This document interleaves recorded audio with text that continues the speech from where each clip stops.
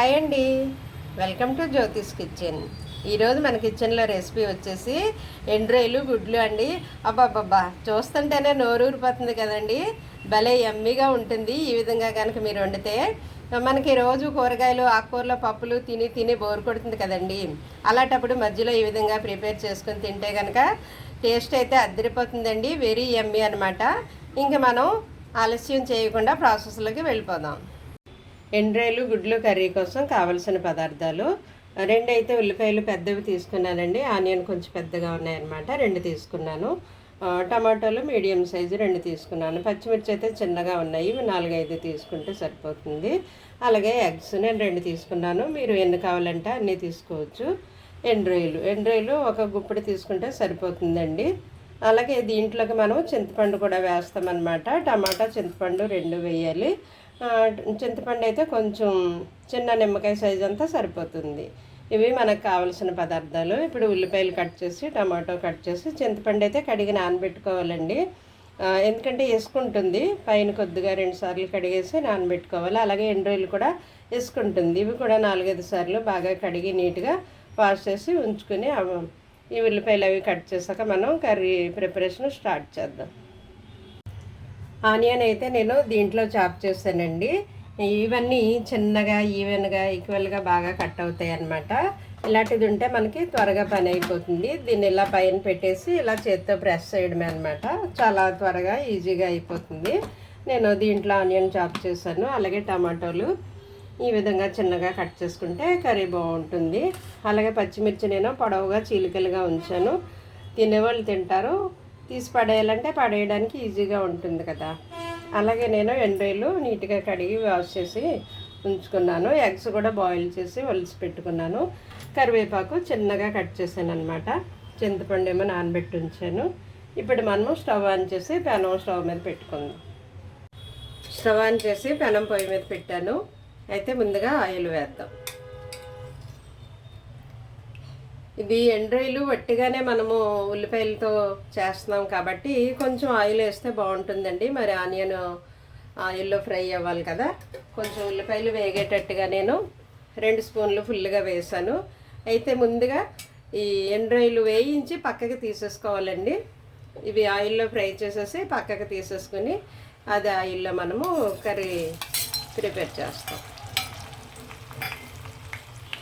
కొంచెం ఇవి colour change అయ్యే వరకు వేగనిద్దామండి ఆయిల్లో.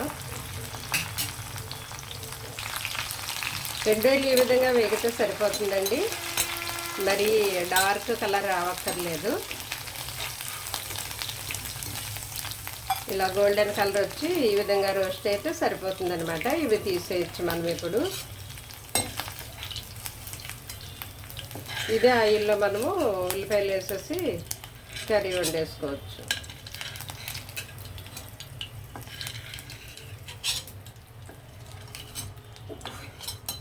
ఇవి తీయకుండా అలాగే వండేస్తే చప్పగా అయిపోతాయండి. అందువల్ల తీసి పక్కన పెట్టుకుంటే బాగుంటుంది.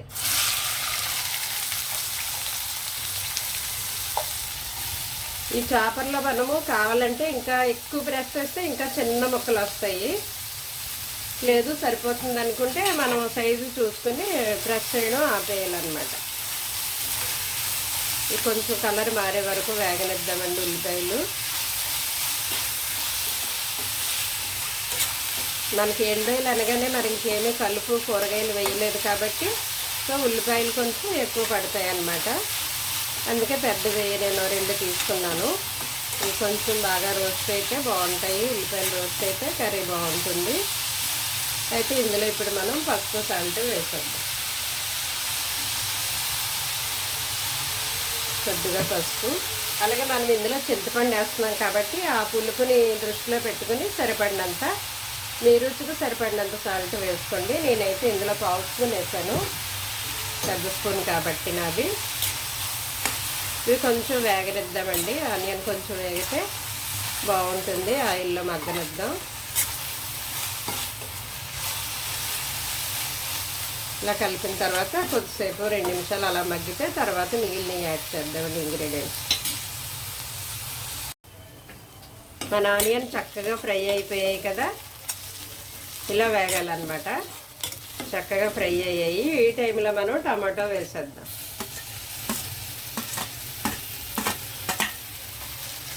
టమాటో కూడా కొంచెం ఇలాగ ఆయిల్లో మగ్గితే టేస్ట్ బాగుంటుందండి కర్రీ. కొంచెం మగ్గనిద్దాం టమాటో. హైలో పెడితే కనుక మీరు ఇలా కలుపుతూనే ఉండాలి, మాడిపోతుంది. కొంచెం మగ్గనివ్వండి. ఈ టమాటో కూడా ఆయిల్లో చక్కగా మగ్గిపోయాయి. ఈ టైంలో మనము పచ్చిమిర్చి కరివేపాకు వేసాము.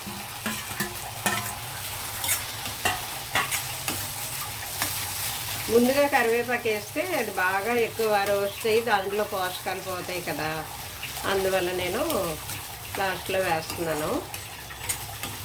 మీరు కావాలంటే ఫస్ట్ కూడా వేసుకోవచ్చు, ఇలా నాకులాగా ఆనియన్ టమాటో ఫ్రై అయ్యాక కూడా వేయచ్చు. అయితే ఈ టైంలో మనం కారం వేసేద్దాం. కొంచెం ఎండ్రాయిల్ కదండి, స్పైసీగానే బాగుంటుంది అన్నమాట. ఇది మరీ చప్పచప్పగా బాగోదు, అందువల్ల 2 స్పూన్లు ఫుల్గా వేసాను నేను కారము.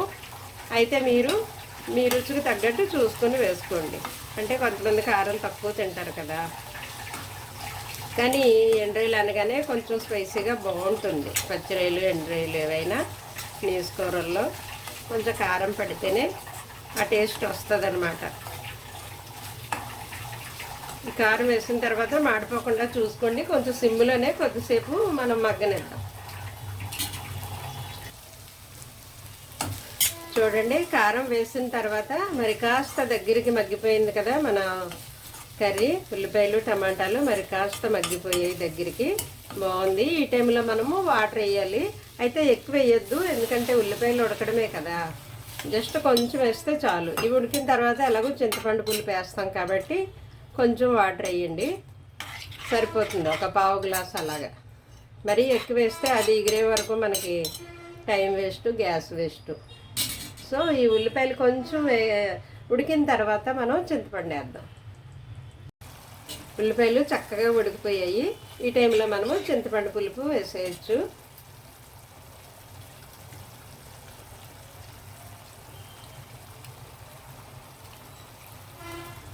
అందుకే మనం వాటర్ ఎక్కువ వేయక్కర్లేదండి, ఎందుకంటే ఉల్లిపాయలు ఆల్రెడీ నూనెలో వేగినాయే కదా, నూనెలో మగ్గిపోయాయి కాబట్టి ఎక్కువసేపు ఉడకక్కర్లేదు.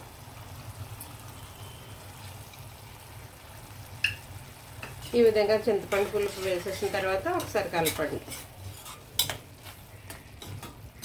ఇందులో ఏమీ వేయక్కర్లేదండి, జీరా ధనియా పౌడర్ కానీ మసాలా కానీ అల్లం వెల్లుల్లి పేస్ట్ కానీ ఏది వేయక్కర్లేదు. ఓకేనా? ఈ టైంలో మనం ఎండ్రాయిలు వేసేయాలి. ఇప్పుడు ఇవి కూడా ఇందులో బాగా మిక్స్ చేయండి. ఒకసారి కలిపేసిన తర్వాత మన గుడ్లు ఘాట్లు పెట్టుకుని ఇందులో వేస్తే బాగుంటుందన్నమాట. గుడ్లు ఈ విధంగా ఘాట్లు పెట్టేసుకోండి.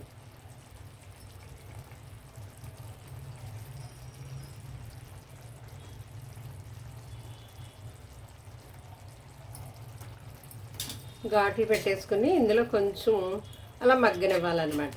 జస్ట్ ఇప్పుడే ఎండ్రాయిలు వేసాం కాబట్టి, ఎగ్స్ వేసాం కాబట్టి ఈ ఉప్పు కారం పులుపు ఇదంతా గుడ్డులోకి వెళ్తే గుడ్డు టేస్ట్ బాగుంటుంది, స్మెల్ రాకుండా ఎల్లో బాగుంటుంది అన్నమాట తినడానికి. జస్ట్ 1 మినిట్ మనం మూత పెట్టేసి మగ్గనిద్దాం. ఇప్పుడు ఆల్మోస్ట్ అయిపోవచ్చింది. అయితే ఇందులో మనము కొత్తిమీర వేయక్కర్లేదండి, ఇలాగే బాగుంటుంది అనమాట ఎండ్రాయిలు. జస్ట్ 1 మినిట్ అలా మగ్గనిద్దాం. ఇదిగో చూడండి, ఇలా దగ్గరికి ఎగిరిపోవాలి. చూసారా, ఇలా ఆయిల్ పైకి తేలుతుంది కదా, ఇలా ఆయిల్ పైకి తేలినప్పుడు ఇలా దగ్గరికి గుజ్జుగా ఎగిరిపోవాలన్నమాట. అబ్బా ఉంటుందండి, అబ్బా అబ్బా భలే ఉంటుంది అసలు, చాలా యమ్మీగా కమ్మగా బాగుంటుంది అసలు. మనకి రోజు కూరగాయలు తిని తిని బోరు కొడుతుంది కదా, అలాంటప్పుడు ఇది వండుకుంటే ఉంటుందండి వేరే లెవెల్ అనమాట.